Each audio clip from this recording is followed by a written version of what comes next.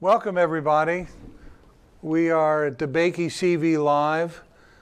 We are coming to you from Houston Methodist Hospital and the DEBAKEY Cardiac and Vascular Center. This is a webcast for this hour.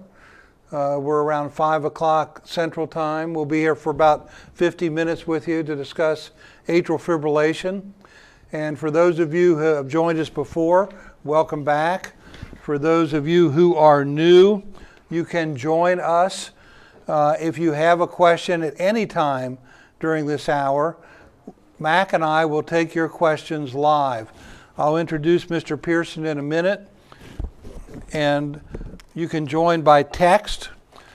You pull out your phone, you go 37607, and in the text box put DEBAKEY, D-E-B-A-K-E-Y, and text in your message.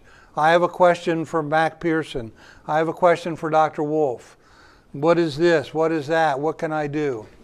Or if you're on your computer, you go to pollev, pollev.com, and these will be up on the screen like they are now. You'll see that. You enter DEBAKEY, and then you respond and type in your question. So throughout this next 50 minutes, if you have a question, there is no reason that you can't ask it, either on your computer or just on your phone. We're happy to take your questions. All questions are important. We realize some of you have been researching AFib on your own for years. Some of you may have just found you were diagnosed with AFib last week. We understand that, so there are no bad questions.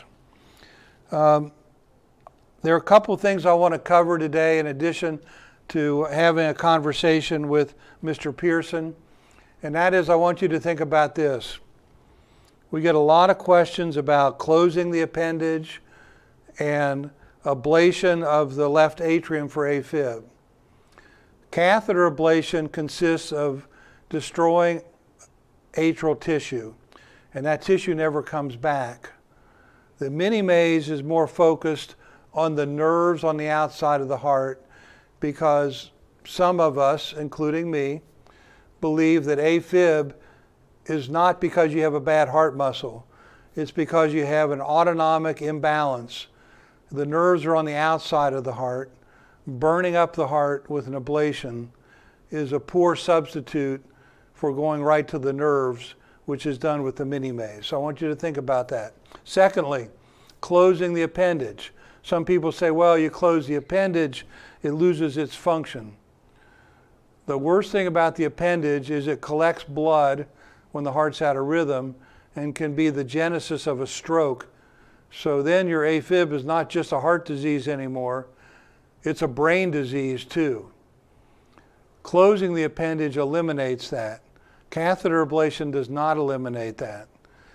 So if you want to, with catheter ablation, burn up the heart versus just close the appendage, I'll take the appendage any day. Just wanted to get that off my chest. There's some questions that have come up recently fairly commonly. Now, again, while we're talking, get your phone out, go to 37607, in the little text box put DEBAKEY and send us your message.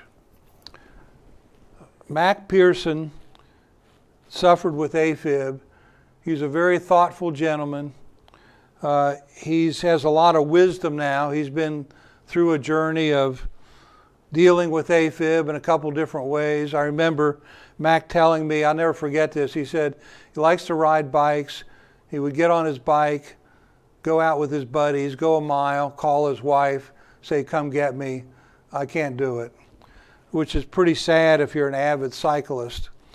And I think you'll enjoy his story of trying to exercise, being unable to exercise, and getting to where he is now.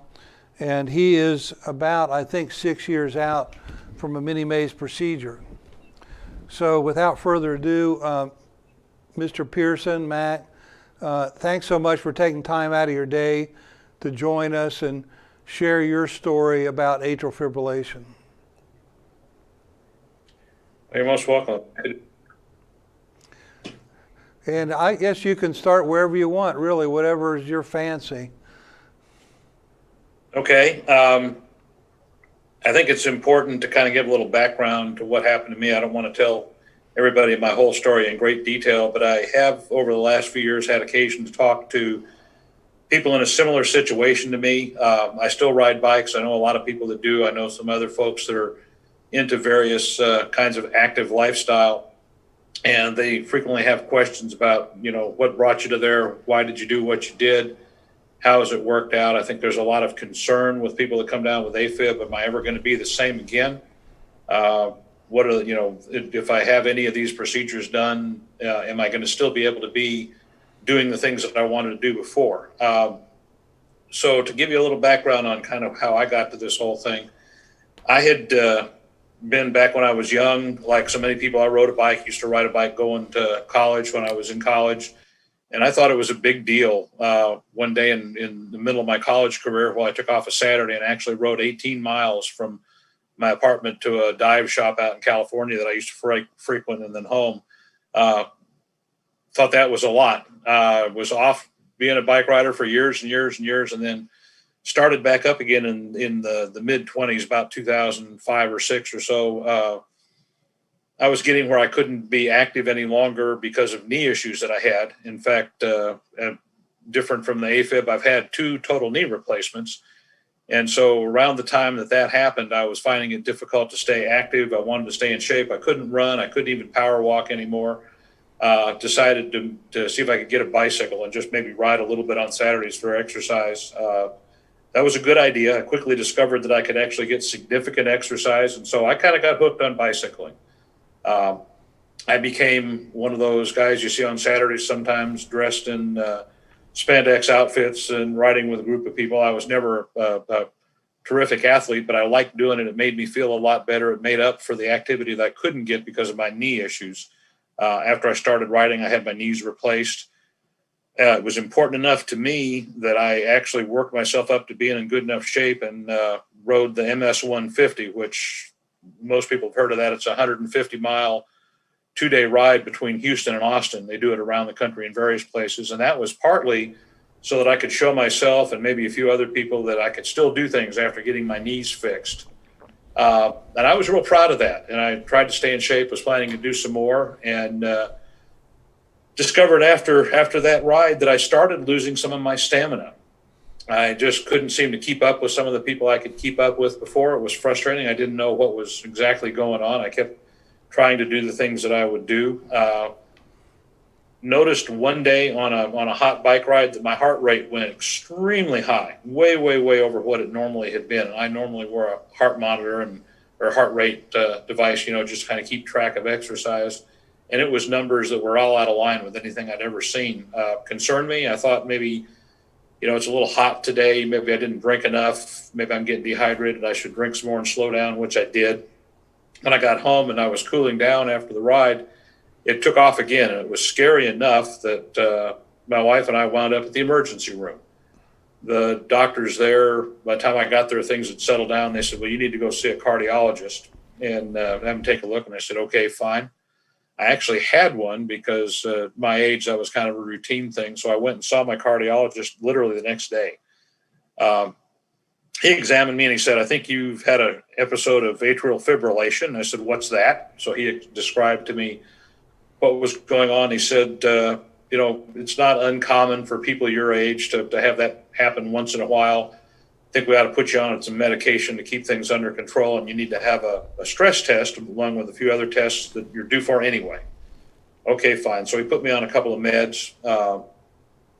I think if my memory suits, one of them was called metoprolol, another one was Xarelto, which was a blood thinner. And he said he wanted to kind of keep the rhythm under control and wanted to make sure that I didn't have a stroke. And I said, what? And he said, well, one of the things AFib can do is cause you to have a stroke because of blood clotting in your heart. And I said, okay.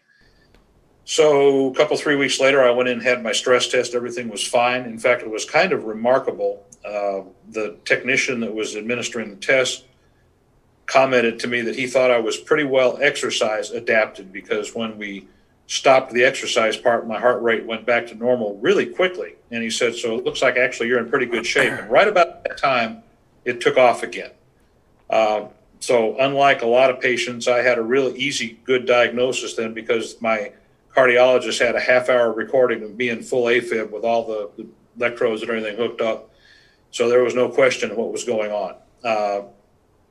At that point, he recommended I stay on medication, told me basically that I was going to be stuck with this issue for a long time, depending on how often it came back. And he said that I might want to consider a procedure. I asked him what he meant by that. And so he described catheter ablation. And I said, well, why would I want to do something like that? And he said, well, realistically, you don't want to stay on these medicines. They're kind of hard on you and cause a lot of other effects. And also, if you can do anything to cut down the likelihood of the blood thinners, it's probably not a bad idea. He said, someone active like you, if you should get in an accident, fall off your bike and hit your head or something like that, and you're on a blood thinner, it can have some really bad consequences. And oh, by the way, regular people that are not riding bikes also can get in accidents. And so that kind of scared me. I started doing some research to find out if I really wanted to do a procedure or not. I talked to an electrophysiologist, was tentatively scheduled to do a catheter procedure, and I was doing a lot of research. I came to the conclusion on my own that I needed to do something, if possible, about the atrial appendage, because that was clearly the thing that was involved with blood clots, but I didn't know what that meant in terms of solving that issue. Prior to my schedule that I had with the electrophysiologist, I received a card in the mail from Dr. Wolf's practice announcing the seminars kind of similar to this that he was doing back then. Excuse me. So I thought, okay, I probably need to look into this. Called and talked to his nurse, and she invited me to come down and talk to him in the office. To make a long story short, I researched what MiniMaze was all about, talked to Dr. Wolf, decided that that clearly was the thing that I needed to do. It was somewhat more, what would I want to say, maybe a little more nervous than a catheter ablation because it sounded like there was more to the surgery. On the other hand, it sounded like the likelihood of success was much higher. The likelihood of a good outcome long-term was clearly better, and there was a possibility to deal with the atrial appendage. So I went ahead and scheduled that surgery and had it. Now, time-wise, this was back in December of 2015, so this is the 6th year. I'm not all the way to the total 6 years yet. But just to give folks an idea, I had surgery the middle of December in 2015. I was back at work within 2 weeks. I could have been sooner, but of course that was around Christmas time, so I took some time to recuperate at home over Christmas instead of pushing the issue. I was actually back beginning to do exercise in the gym and things shortly thereafter. Didn't get back on my bike for about 6 weeks, but my first ride was around the end of January. Took me a little while to get back into shape, which that happens when you don't ride, whether or not you've had a heart procedure. By 16 weeks out, though, for early April in 2016, I was back on my bike doing the same kind of rides that I'd done before. I've never dropped off that since. Now, to give somebody an idea, when I talk about riding a bike, I'm not any kind of a athlete. I'm not Lance Armstrong or anything like it.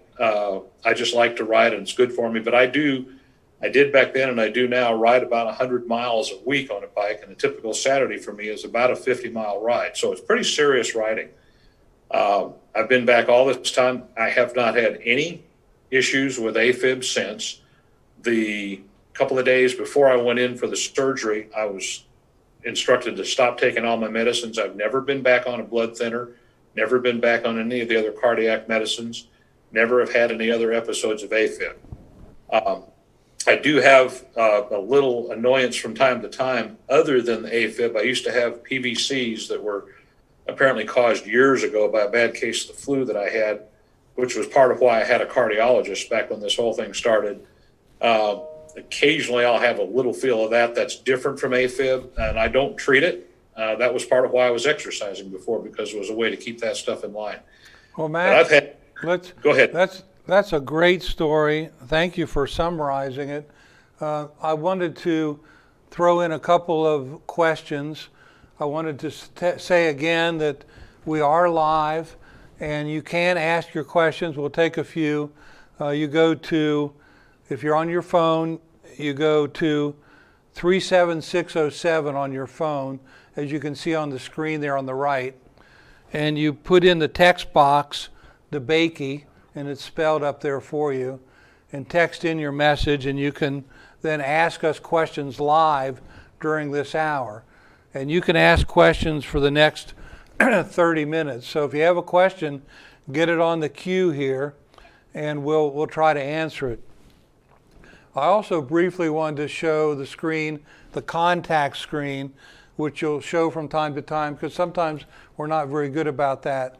I do have a direct office number that is answered by my registered nurse. It's here at Houston Methodist Hospital at the DEBAKEY group, 713-441-9342. And if she can't answer you right that second, it goes right into her voicemail. But that's a direct line to Kimberly's office. And then if you want to get another perspective on, at least on what I do, go to wolfminimaze.com. And there's a lot of information there. There are testimonials. That's a website that was started by a patient. So let's go with a few questions here. After the left atrial appendage is closed from the outside via AtriClip, is there an area inside the heart at the site where the ridge could still remain and be a clotting risk? Very good question. The beautiful thing about the AtriClip is it completely closes off the left atrial appendage. And I think if we go here, I've got a nice little clip that really is a great visual for this. And I think it's this one right here. Let me play this for you while I'm speaking. So, Mr. Producer, if you could go to this clip right here. That's the left atrial appendage. These aren't incisions big enough to put your hand inside the body, but this is sort of like chopstick surgery. It's on the beating heart.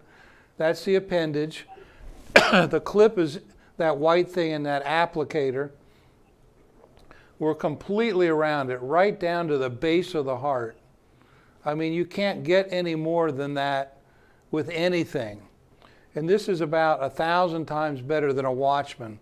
A Watchman does not electrically, there it is. There's the clip separating the appendage from the rest of the heart.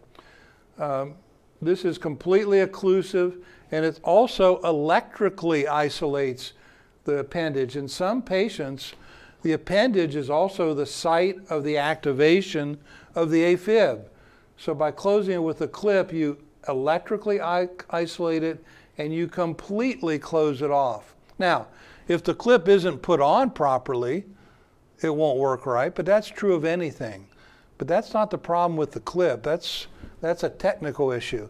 But if the clip is put on properly, you will not have any extra pocket. It'll be beautiful. And we check all these on transesophageal echo during the procedure. So not only are we looking from the outside, as you see in this video, we're also looking on the inside with an echo to document that there is no pocket on the inside. So it doesn't get any better than this. This thing works like a charm. Let's see. This is a related question. What is the clip made from? Is it possible for it to become dislodged? It's not possible for it to become dislodged. This is kind of like a big hair clip, but it's a lot more expensive, of course.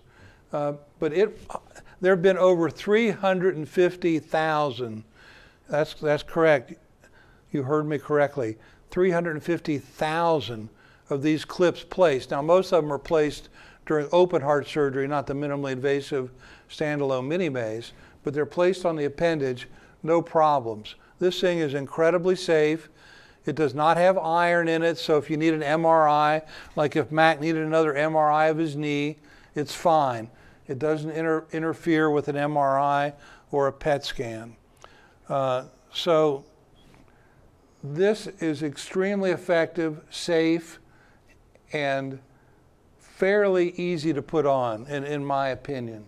It's made out of nickel titanium, and it's made in a special way So there's more force at the tip than there is in the base, so it closes completely. Never had a problem with them. They work like a charm.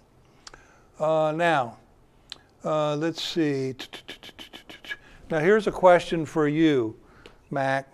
I'm 70 years old, Chad Vasca 1, that means you got a low risk for blood clots. Paroxysmal AFib. Now paroxysmal means you don't have AFib all the time, you don't have it more than 7 days in a row, and you've never been cardioverted. If you've been cardioverted or have it more than 7 days in a row, it's called persistent AFib. Okay, this patient's taking metoprolol, the beta blocker, mostly asymptomatic. And his question or her question, 70-year-old, at what point do I become a possible candidate for Wolf MiniMaze? So what do you say to that, Mac? 70-year-old, paroxysmal AFib, what do you do? That's a good question. By the way, I'm 72, so my journey on this whole thing started back when I was in my mid-60s, and I'm still getting along with all of that.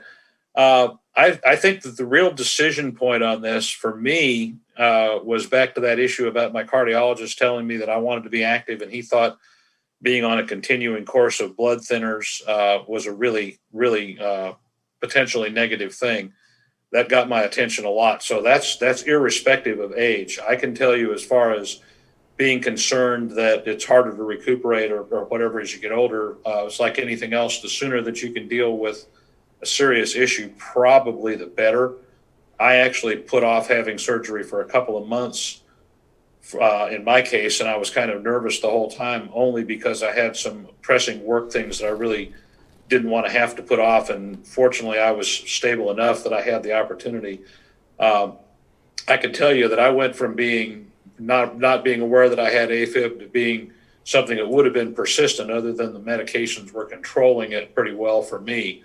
I probably could have gone for longer on the meds, but I think that once you've determined that it's a genuine problem, I think it's serious enough that I was willing to go in and take my chances to have something that I didn't know a whole lot about in terms of a surgery. I understand that it's minimally invasive and all of that, but to me, heart surgery is heart surgery. It was still something that had me concerned, and I had a little trepidation about it.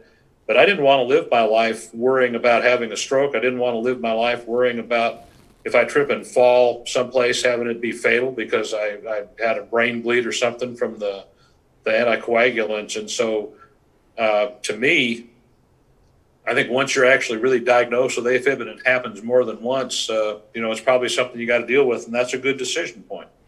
Well, Mac, I call it the time bomb aspect of AFib. Yep. Blood thinners decrease your chance of an AFib stroke by 60%, which is okay, but it's not that great. That little clip that we showed, did you see the video? The clip? Yes. That decreases your chances of AFib stroke by 97%. So you got 60% with blood thinners versus 97% with the clip. And by the way, if you have the clip, you don't take blood thinners anymore either. So to me, that's a big difference. Now the Watchman device fits on the inside of the heart. It's more like a cork that fits inside the appendage. The problem is the appendage is oval and the cork is round. So it's kind of fitting a round peg in a square hole.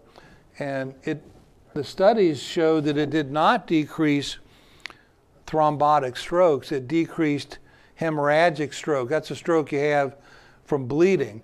Well, it decreased hemorrhagic strokes because people stopped their blood thinner, but it didn't decrease the thrombotic strokes. In fact, after the Watchman, initially the stroke rate goes up. That's why you have to be on blood thinner for a while after the Watchman is placed. But I think the big picture for a lot of people is this time bomb thing. They don't want to be out hiking somewhere, or you bike riding, and have AFib.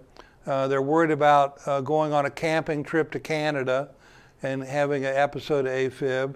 They're worried about what you worry about if you're active, and that is getting in a position where you don't want to have a major bleed. So they don't want the time bomb. I remember one guy very well who took a job in Panama, and he goes, look, I'm not going to be near good medical care, and I just don't want to worry about this. I want the appendage closed. I want to be off blood thinners, and I don't want to be worrying about going into AFib every time I have a glass of wine at dinner. All right. What do you think about that? That was a big point for me. In fact, it's kind of almost ironic. I'd already determined, as I said before, that dealing with that atrial appendage was something important to me. I'd read about the Watchman. I'd, again, done as much research as I thought I could do for a lay person on the thing.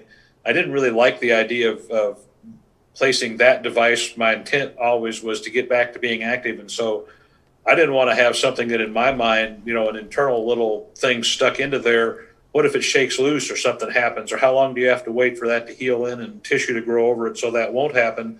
Didn't like the sound of all that, but I wanted the appendage dealt with. That was actually a higher priority to me than stopping the AFib itself.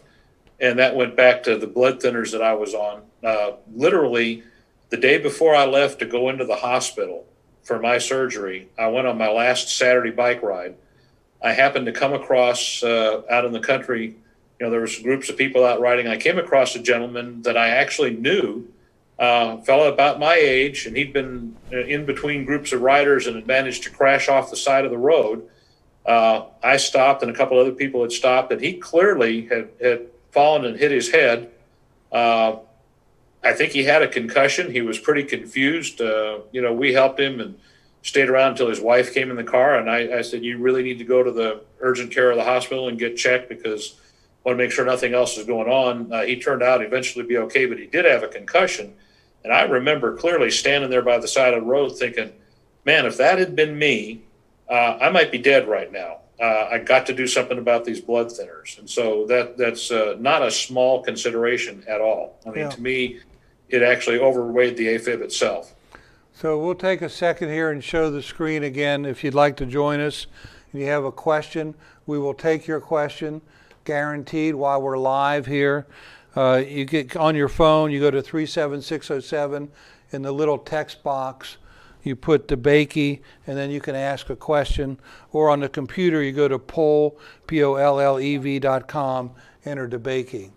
So let's do some more questions. How big is the clip? We can go back and show the picture of the clip on the still of that video. And I can run this again as well, I guess, right? Let's just run this again while we're talking.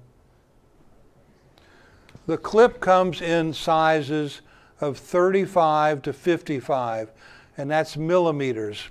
My three fingers, the tips of my three fingers, are about 50 millimeters or 5 centimeters. So it comes from 3.5 centimeters to 5 centimeters, and we put the appropriate size clip on the appendage because all appendages are not the same.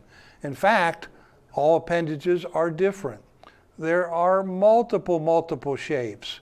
Sometimes we say it looks like the state of Montana or the state of Florida or the state of Idaho or Massachusetts. They're all different shapes and sizes. So we have different size clips. Question for Mac. Were you on any antiarrhythmics for a period of time after your MiniMaze? No, I was not. I was instructed to stop all of that medication several days before my surgery. I was not on any of the medications afterwards at all. Never have been since. That was one of the other things with the other procedures that I'd investigated. There were varying periods of time that you still had to be on antiarrhythmics.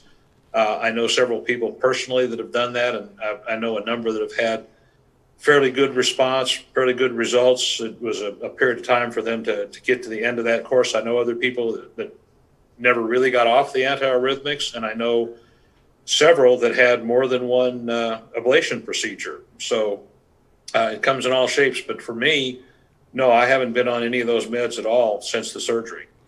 Literally the day before. Let's see, are AFib triggers still triggers after the procedure?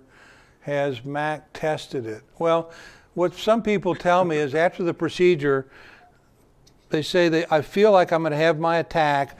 When I have an AFib attack, my stomach feels queasy, different things. There's some sort of prodromal period. And they get that, but then they say nothing happens. They think they're going to have an attack and it doesn't happen. And I believe what we've done when we interrupt these little nerve endings, these are the nerves that are on the outside of the heart. You cannot get to them with a catheter ablation. They're the nerves that makes your hands sweat when you're up on top of a building and you look over the edge. It's that feeling. These are autonomic nerves. They don't go to a muscle that contracts. These are the kind of nerves that makes your heart race when you're watching a scary movie. I mean, why should your heart race? You're not running. But you can make your heart rate go up watching a scary movie. It's these nerves. We interrupt some of these tiny branches, and guess where they are on the heart? They're right around the pulmonary veins. So it makes sense that probably what's really going on is you're getting nervous activity on the outside of the heart around the veins, and that's what triggers the AFib. So again, I think burning the veins from the inside in the left atrium is a poor substitute for treating the nerves.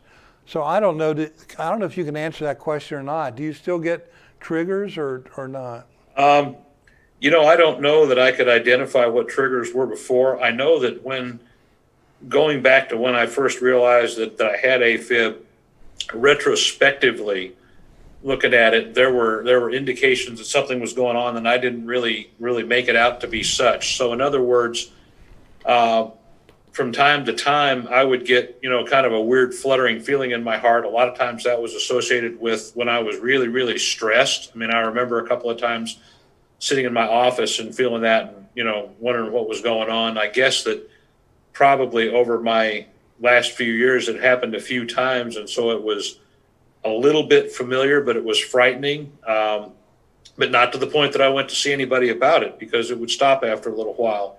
I mentioned that I'd had, this PVC kind of arrhythmia for years and years subsequent to a bad case of the flu when I was in my 30s. I was familiar with Toprol because I'd taken it for that. I'd been off of it. That was part of what kept me exercise active, because that basically kept it from happening. So I guess some of those triggers were there, but I didn't really pay attention to them. I can say that prior to this bike ride where everything really took off, I'd mentioned to Dr. Wolf before, it was funny. I used to always wear, a heart rate strap and keep track of that for exercise purposes, had for years. Back when my performance started diminishing a little bit, one other thing I noticed, and I didn't connect it, was that at the end of a ride, I'd look at the little monitor and it would record what your maximum heart rate was and your average and that kind of stuff. And I would see maximums of 225, 227 on there. And I thought, well, that can't be. The thing must be broken. So I actually bought a new one, and it did the same thing. I have met people since, and it turned out it was recording me being an AFib, but I didn't feel it. I didn't know it. And I don't know if it was happening other times, but that was during periods of exercise. So I guess to the question of, do you still have anything with the triggers? I do those things that triggered it all the time. I went out before work this morning, rode 26 miles. So I'm active, I'm doing the things, and that was when I had some evidence that something was going on. It doesn't do it now. Okay, thanks for answering that person's question.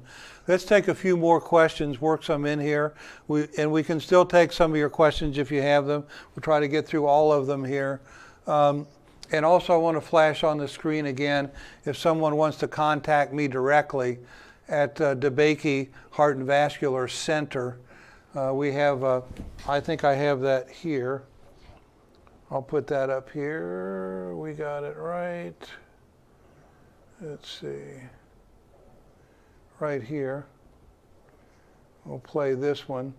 This is, people ask me, what about virtual visits?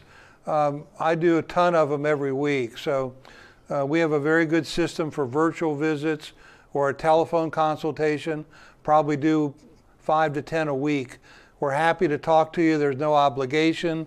It's if you want to find out more of what we do, it's fine. You're not obligated to come here. I'm not obligated to say that you're a good candidate. because not everybody is. So we look at that, but we're welcome to do a virtual visit or just a telephone consultation. And you can set that up through 713-441-9342, 713-441-9342.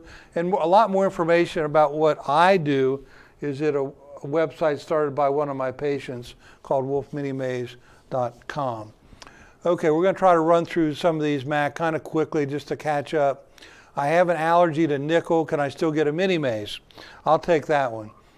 Probably yes, but I do have an alternate way to close the appendage, which is the stapler, which I think is what you had, Mac, but I don't remember.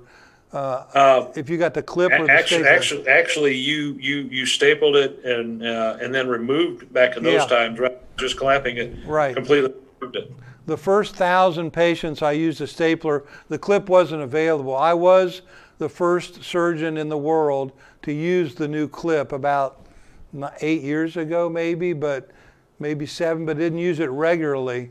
And then, but now I do because it's got a new iteration that's easier to use than the stapler. But the stapler is fine too, works great. So it doesn't matter. So you can still have a MiniMaze if you have allergy to nickel. Do you believe AFib can be related to stomach issues or eating? The answer is absolutely. The vagus nerve, this autonomic nerve, gives all these branches to the heart. Then guess where it goes? It goes to the stomach. A long time ago in the 1960s, if you had an ulcer, many people had it removed with stomach surgery. It's a big deal. Then it was discovered if you just cut the little vagus nerve branches to the stomach, you stop the ulcers. So absolutely related. This is called vagal AFib. Can it be related to stomach problems? Absolutely. Let's see, what's the difference between a Wolf MiniMaze and a MiniMaze performed by another surgeon? Well, there are several differences. Number one, as far as I know, I'm still one of the few people in the world that check these little nerves, these ganglionic plexi, these vagal branches on the outside of the heart. And I developed, along with some researchers at the University of Oklahoma, 13 years ago, a way to test these little nerves, and if they're active, ablate the nerves instead of killing the muscle. Ablate the nerves, and then test again and document that the nerves are no longer active. And I ask other surgeons to please do this, but I don't know anybody else that does, because that's the heart of the matter. It's not burning up the heart, it's getting these little vagal branches. And I think most people with standalone AFib start out like Mac with really vagal AFib, and you don't have anything wrong with your heart. You don't. Your heart's normal. I don't live in Houston.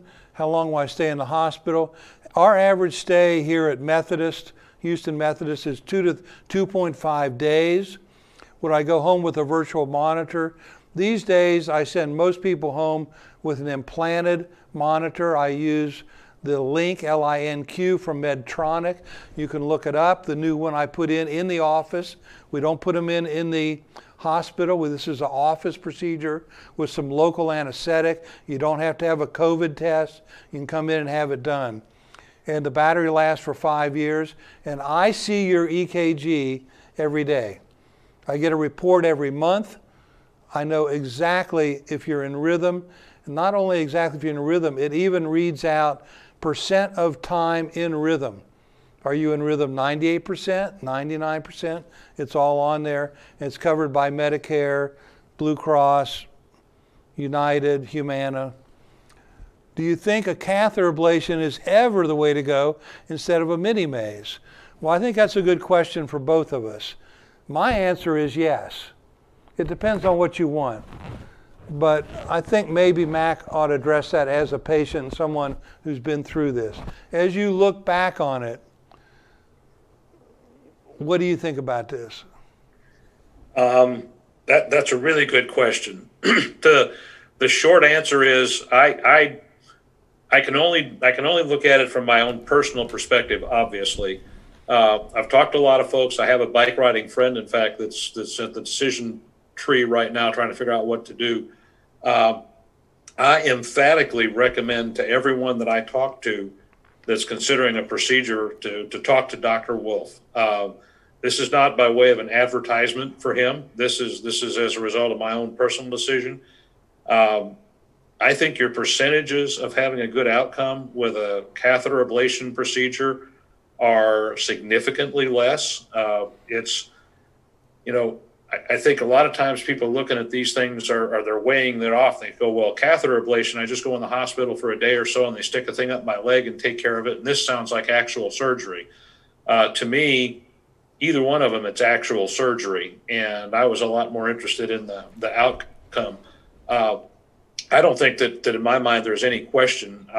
If I couldn't have a MiniMaze, would I do a catheter procedure if I had AFib? Absolutely. If I had the availability of having a MiniMaze procedure done, would I do that instead? Absolutely. I've had a better outcome than anybody else that I know in my personal circles that have AFib, and I place a lot of it to this procedure. Well, that's a great question. And I do think we should amplify that. You got to do your homework. If someone asks me, should I go see an electrophysiologist, I say by all means. Get as much information as you can. I think the only physician you should be concerned about is the one that doesn't want you to get a second opinion, if you think about it. So by all means, go see an EP, go see 2 EPs, but also see the other options. So look at all your options so you can really do your homework and be a well-informed healthcare consumer. I think that's what we're really talking about. And if you don't do your own homework, unfortunately in these days, you may not be a very well-informed healthcare consumer. You may not know what all your options are. Please describe the recovery from the surgeon's standpoint. Hospital 2.5 days, 70% of the patients don't take narcotics afterwards, but that means 30% do. So some people need pain pills, some people have discomfort for weeks. Other patients don't have any pain. I operated on an 83-year-old from Kentucky about 8 weeks ago. Surgery was on Tuesday. He took me out to dinner in Houston on Thursday. See, I never know. Some people have no pain. It also tends to mirror the body habitus. The bigger the person you are, the more likely you're going to have more discomfort because it's a little more technically involved in a larger body habitus. And that's my standpoint. Mac, what's your answer? I put it back, I think when you and I were talking before I had the surgery, we talked about that question.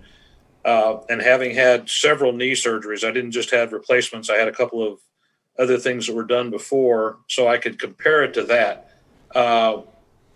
No surgery is a comfortable thing to go through. There's always, stuff to deal with afterwards. It was not nearly as painful or as difficult as my knee replacements were by a considerable amount. It wasn't a small thing. I was in the hospital for 2.5. I guess I got out on the 3rd day, so however much of a time that was. Again, I could have been back to work easily within a week. I took 2 mostly because, again, I'd scheduled it over the holidays, and so I could do that without having to press the issue at all. I was pretty comfortable walking around and doing things within 3 or 4 days. I didn't have to take any narcotics. Was I uncomfortable some afterwards? Yeah. The first day in the hospital, was I pretty uncomfortable the day after surgery? I think you have that with any kind of surgery because there's all the stuff that goes with it, incisions and stretching and things like that. You have to do the breathing in the exhalation tube because of having had anesthetic, all those things that go with any kind of surgery. And I would not recommend anyone think of any of these procedures, including the catheters, as being like going in and having a colonoscopy and going home the next day and everything's fine. It is a significant procedure, but I look at it this way, Mac. The MiniMaze is more on the outside on the skin, but it actually damages the heart less than a catheter ablation. The catheter ablation is much less on the skin. It's through the groin, which is great, but it causes more damage. It's more invasive on the heart itself. That's sort of the way I look at it.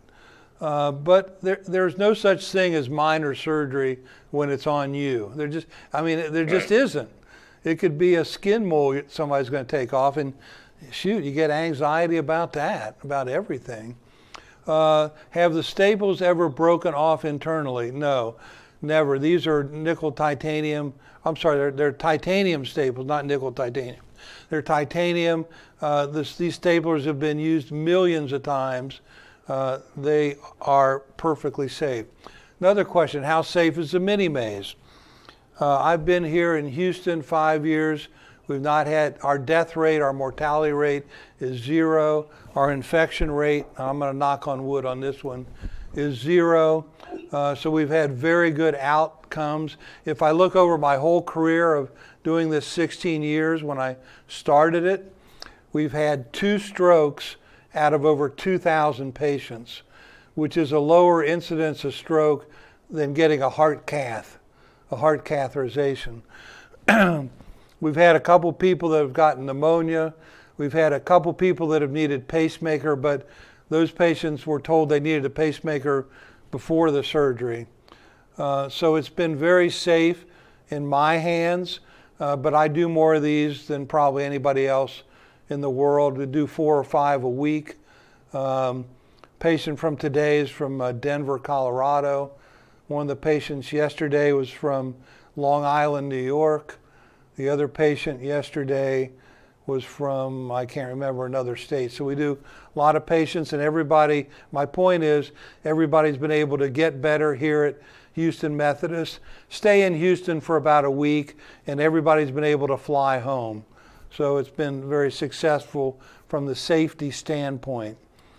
Do you train other surgeons in the Northeast? I tried, but it was not successful. I did the first case at NYU. They had to go almost all the way to the governor to get me privileges to operate in New York. That was many years ago. They really didn't pick up on it. As I mentioned, the patient from yesterday flew here from Long Island. He said, why would I go to somebody who does 3 or 4 of these a year or 1 a month when you do 4 a week and you invented the procedure and the devices? Now, can you get it in other states? Yes, you can, but be very careful. Don't just ask them how many mazes they do, because they'll include all their open heart procedures. Ask them how many totally minimally invasive procedures they do. And the convergent technique is not a MiniMaze. The convergent technique is burning the crap out of the back of the left atrium by the surgeon, and then the electrophysiologist 6 to 8 weeks later do a catheter ablation. It's not a MiniMaze. It does not treat the nerves. It generally does not treat the appendage. So keep that in mind. Will the procedure help with breathing issues? It depends. I had a patient in here about 3 weeks ago. His heart doctor thought it was his lungs. His lung doctor did a breathing test and said, it's not your lungs, it's your heart. It can be either, but it's pretty easy to sort it out. We do a breathing test, pulmonary function test, preoperatively, and if they're normal, then it's probably not your lungs, it probably is your heart, and it will help you, because one of the main symptoms of AFib is shortness of breath. Shortness of breath and fatigue, in fact, are more common than palpitations where you feel your heart beating. So yeah, shortness of breath can go away completely if you can get your heart back in rhythm. Possible adverse effects of the MiniMaze procedure. Well, as I mentioned, you could get a pneumonia. You could have a hole in your heart. We just haven't had that issue. We're very careful with this. We do patients that have had as many as 6 previous ablations, but we have more experience with this than anybody in the world, so we know how to deal with that and treat that safely. I'm trying to catch up with some of the questions because we're getting up towards the end of the hour. Again, I'm going to put up the slide. If you'd like to contact us directly, you can talk to Kimberly at 713-441-9342, we're happy to do. I do all the virtual visits myself. Your virtual visit is not with a physician extender. It's with me. It's not with a PA we use PAs, but I do all the consults personally myself. I can guarantee you of that. And you can also go to wolfminimaze.com and learn more about this procedure and what your options are, which reminds me of a joke. I got to get this joke in here before the end of the hour. I mentioned second opinion. We were talking about doing a second opinion, Mac. I saw this cartoon. It's got a surgeon in his gown and the patient's on an examining table, and the surgeon looks at the patient and says, "I think it's your appendix." And then the surgeon says, "But if you want a second opinion, I'll say it's your gallbladder." Just a little levity. So, Mac, we're kind of coming up on the end of the hour. You've done a tremendous job. I asked you before we came on, if someone wanted to contact you, would that be acceptable? Your answer. That would, yes. I've talked to people before, had a few contacts through previous contacts that came up through the office. I'd be happy to visit with somebody. I can give you my email address, and someone can contact me through there if they wish. Depending on the situation, I can also talk to somebody on the phone. I'd rather give out the email and start from there. Just the email. So my email is Mac. It's MACK, last name Pearson, and it's spelled PEIRSON. You got to spell it right. You might remember back in school they said I before E except after C. Well, in my case, it's I before E except after P. So it's PEIRSON @gmail. So it's Mac like Mac truck. That's correct. And then I before and then E. Pearson. Pearson. Yeah, PEIRSON, all run together @gmail. @gmail. Okay. Why is it called a mini maze? Well, I didn't name it a mini maze. There was a patient named George Rabe who I operated on at University of Cincinnati when I started this procedure. He was at the VA. He could get no relief from his AFib. He was a skydiving photographer. He took pictures of people skydiving. He would skydive with them with a little camera on his forehead, and he'd activate it in his mouth by squeezing on a trigger. And he got grounded because of AFib. He came to me, we did a mini maze. A year later, he was back up in the air doing skydiving photography. He came to me at Christmas. He said, "Doc, I got a Christmas present for you." And I said, "George, if you're in rhythm, that's a good enough Christmas present for me." He goes, "No, Doc, you need a website. Nobody knows what the hell you're doing. You got to get a website." I said, "Okay, let's talk about it." And he goes, "No, Doc, you don't understand." And he opened up his laptop, and he'd already done it. And he said, "This was what I named it. A maze procedure was an open heart procedure to treat AFib. Successful, but not done very often because it's very involved. It's very difficult. And in fact, the clamp that I use to do the mini maze, we developed for open heart surgery to shorten the time it takes a surgeon to do a maze procedure during an open heart procedure like a valve procedure or bypass.